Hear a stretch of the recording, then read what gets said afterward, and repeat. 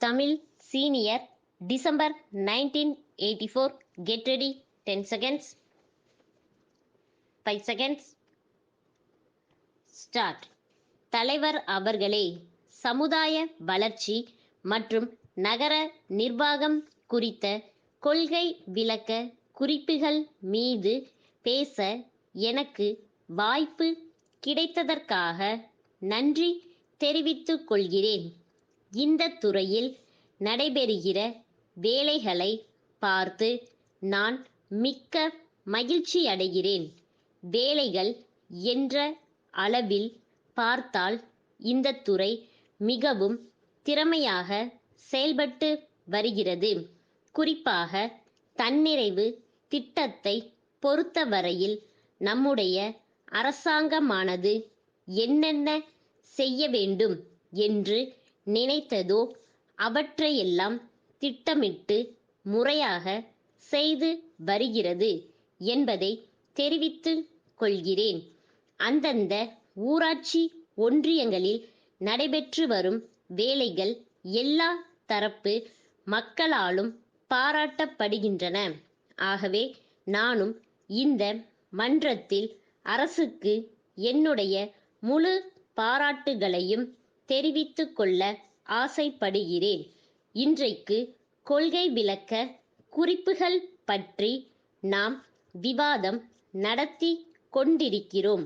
கொள்கை விளக்கம் என்று பார்த்தால் அது சமுதாய வளர்ச்சிக்கு உகந்ததாக இருக்க வேண்டும். அதற்காக பல பல திட்டங்கள் தீட்டியாக வேண்டும். ஆனால் உள்ளபடியே சொல்ல வேண்டுமானால் எந்த அளவுக்கு வளர்ச்சியடைய வேண்டுமோ அந்த அளவுக்கு வேலைகள் நடைபெறவில்லை என்பதை தெரிவித்துக் கொள்கிறேன். அடுத்து, இந்தியா சுதந்திரம் அடைந்து ஜனநாயகத்தை நாம் கொண்டு வந்தபோது எல்லாவற்றையும் மக்களே செய்து கொள்வார்கள் என்று கனவு கண்டோம்.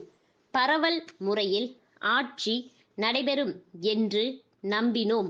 கிராமங்களில் இருப்பவர்கள் கூட ஜனநாயகத்தில் பங்கெடுத்து கொள்வார்கள் என எதிர்பார்த்தோம்.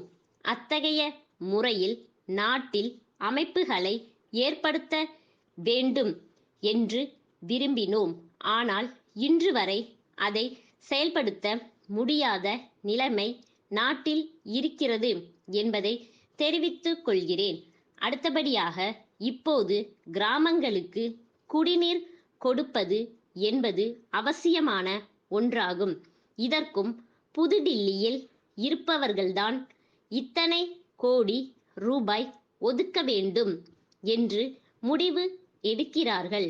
இப்படி செய்வது எப்படி நியாயமாகும்? இதன் காரணமாக மக்கள் என்பவர்கள் விண்ணப்பம் போடுபவர்களாகத்தான் இருக்கிறார்கள். இந்த முறை ஆங்கிலேயர் ஆட்சியின் காலத்தில் இருந்தது சரியாக இருக்கலாம். ஆனால் நாடு சுதந்திரம் அடைந்த பின்னரும் நம் நாட்டை நாமே ஆண்டு கொண்டிருக்கும் காலத்திற்கு பொருந்துமா என்பதை சிந்தித்து பார்க்க வேண்டும். மகாத்மா காந்தியடிகள் விரும்பிய கிராம ராஜ்யத்தை படைக்க வேண்டுமானால் அதிகாரங்கள் பரவலாக்கப்பட வேண்டும். நாட்டு பாதுகாப்பு, அயல்நாட்டுறவு, வெளிநாட்டு வர்த்தகம் போன்ற முக்கியமானவற்றை மத்தியில் வைத்துக்கொண்டு பிற அதிகாரங்களை மாநிலங்களுக்கு பிரித்து கொடுத்தால் மத்திய மாநில உறவு செழிக்கும். அதிகாரங்கள் பரவலாக்கப்பட்டால் மத்திய அரசு பலவீனம் அடைந்துவிடும் என்று சொல்லும் வரட்டு வாதம் ஏற்பதற்கு இல்லை. அதிகாரங்களை பரவலாக்கும் போது எல்லோரும் பொறுப்பை உணர்ந்து ஒவ்வொருவரும் ஒற்றுமை உணர்ச்சியோடு பணியாற்றி பொறுப்பை பகிர்ந்து கொள்வதில் முழு கவனம் செலுத்த வேண்டும் என்று கேட்டுக்கொள்கிறேன். சென்னை கோவிந்தப்பன் தெருவில் இருக்கும் ராமநாதன் வணிக நிறுவனத்தின் மேலாளர், தலைச்சேரியில் உள்ள மிளகு வியாபாரம் செய்யும் திருவாளர்கள் முகமது உசேன் கூட்டமைப்புக்கு அனுப்பும் கடிதம். அன்புடையீர், வணக்கம். கடந்த மாதம் தாங்கள் ரயில் மூலம் எங்களுக்கு அனுப்பிய 50 மிளகு மூட்டைகள் மிக தாமதமாக வந்தன. மூட்டைகளை பிரித்து பார்த்ததில் மேற்படி சரக்கு புதியதாகவும் ஈரமானதாகவும் எடை குறைவானதாகவும் இருக்கின்றது என்பதை மிகவும் வருத்தத்துடன் தெரிவித்துக் கொள்ளுகிறோம். நாங்கள் அனுப்பிய ஆர்டரில் சரக்கு நல்ல காய்ச்சல் உள்ளதாகவும் பழைய சரக்காகவும் இருக்க வேண்டும் என்பதை பல தடவை கடிதம் வாயிலாகவும் தொலைபேசி வாயிலாகவும் வற்புறுத்தியிருந்தோம்.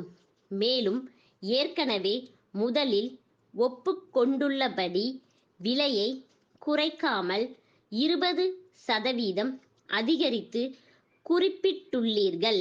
நாங்கள் கேட்டுள்ளபடி தாங்கள் அனுப்பிய சரக்கு இல்லாததால் ரயில்வே ரசீதை பெற்றுக் கொள்வதற்காக வங்கியில் கட்டியிருக்கிற தொகையையும் இது சம்பந்தமாக போக்குவரத்து முதலிய எல்லா செலவுகளையும் தங்கள் கணக்கில் எழுதியிருக்கிறோம். உடனடியாக தகுந்த பதில் எழுத கோருகிறோம். தங்கள் நம்பிக்கையுள்ள ஸ்டாப்.